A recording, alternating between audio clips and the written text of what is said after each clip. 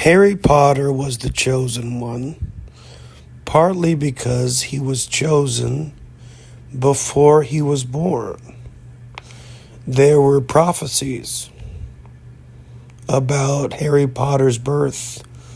Professor Trelawney, Civil Trelawney, I think it is. I can't remember, but Professor Trelawney prophesied about a child being born. So he was, the one with the power to vanquish the Dark Lord approaches, born as the seventh month dies.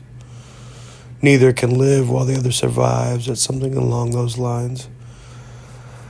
But he was, in other words, he was predicted before his birth. That's one of the reasons he was the chosen one, because there was a knowledge of him before his birth. It's a Messiah complex. That's what Dumbledore was trying to keep Harry from having, which, by the way, Harry had anyway. That's the plot of the fifth book, is that he thinks he needs to always save the day. And that's the Messiah complex. You got to be the savior of the situation. So Dumbledore sent him to his most nearest relatives, which was probably what the law would have said to do anyway. But he could have done whatever he wanted with Harry. Nobody would have stopped him. Come on, it's Dumbledore. Who's going to stop him? Really?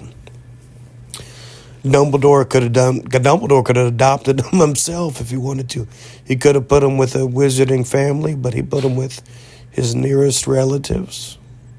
And they did take him in. And they could have adopted him. They could have just said no. And they could have put him up for adoption, but they did take him in.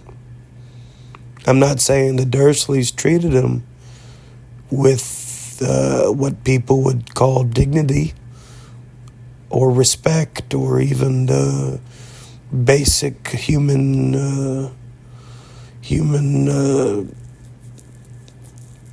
decencies, like a room. Like, what do you mean the cupboard under the stairs? You kept him in a cupboard? A cupboard? When you had a bedroom and you kept him in the cupboard? It's a very... The weird thing about it is if you really want to go deep, it's a reference to homosexuality and the stringent enforcements of rigid thinkers who come into the possession one way or another of a queer child or that they watch over.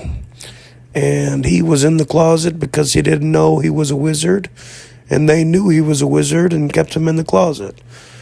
And yet she comes out as being more or less transphobic, which I think is sadly a fair term to apply to J.K. Rowling. I love her and love her books, but unfortunately the shoe does fit, although that's not the primary point of this podcast. And I do believe that everybody has a right to their views, however scandalous they may be.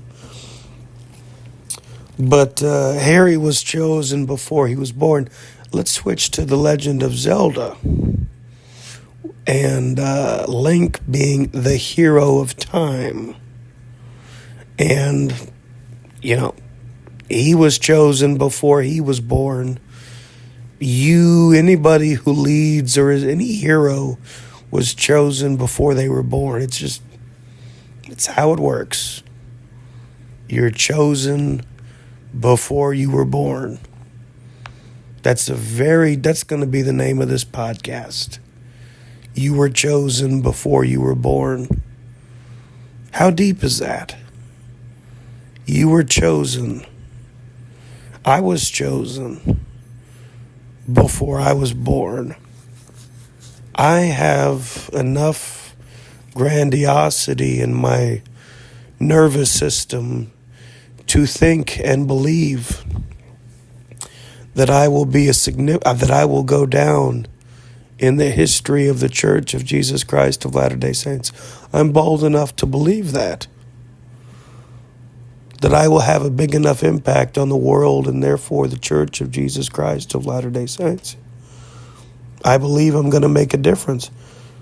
It's either what would Jesus do or what would Joseph Smith do. I'm not saying they both were perfect. Only one of them was. Guess who? Not Joseph. Although he never said he was either. He said, I never told you I was perfect, but there is no error in the revelations which I have taught. Let me read that a couple more times. This is Joseph Smith. I never told you I was perfect, but there is no error in the revelations which I have taught. I never told you I was perfect, but there is no error in the revelations which I have taught. I never told you I was perfect, but there is no error in the revelations that I have taught. You don't understand how cool he was. You think you know cool people. Name the coolest person you know. President Obama's cool. George Clooney, name anybody. Trump. Who do you think's the coolest person? Frank Sinatra? Elvis? The Beatles? Who's the coolest person that ever existed? Do you think you know the answer? Who's the coolest of them all? Not the goodest, not the best. Oh, Jesus must have been the coolest. That's a cheap shot answer. I don't mean Jesus, I mean everybody else. Who's the coolest? And if you're going to talk someone you've never seen, I ain't even, there's no videos or audio of Joseph Smith. But I know he was the coolest. He was the coolest. He's cooler than me. And he's cooler than anybody else.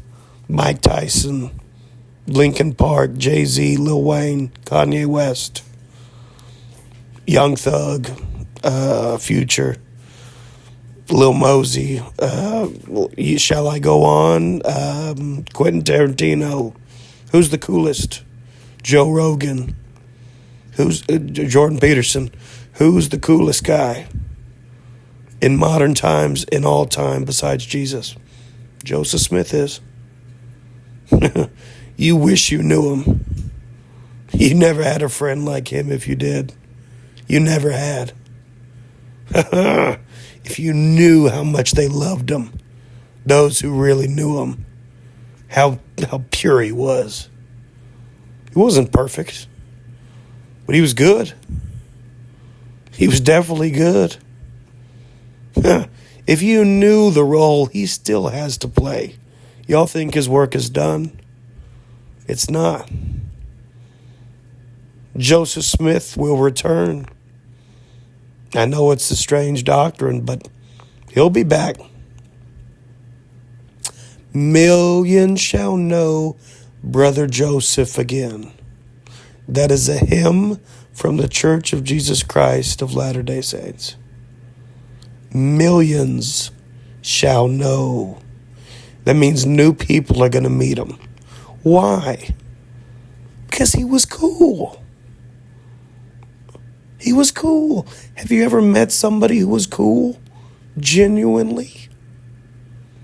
Anyway, that's enough for now.